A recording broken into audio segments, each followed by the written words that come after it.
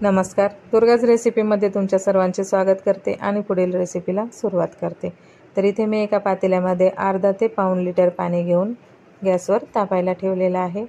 तर आता दुधाची पिशवी फोडून मी पातेल्यामध्ये काढून घेणार आहे।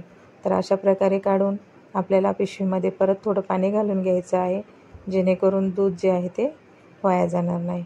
तर काढून गॅसवर तापायला ठेवणार आहे।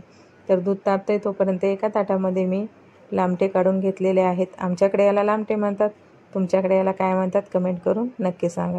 तर मस्त असे हे स्वच्छ बघून घेतलेले आहेत।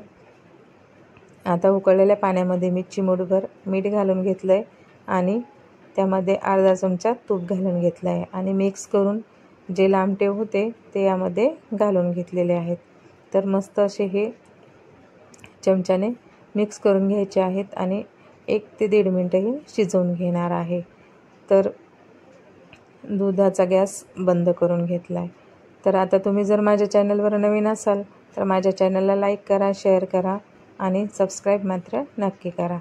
तर एक उकळी आली की गॅस थोडा कमी करायचा आहे आणि थोडा वेळ हे परत शिजवून घ्यायचं आहे।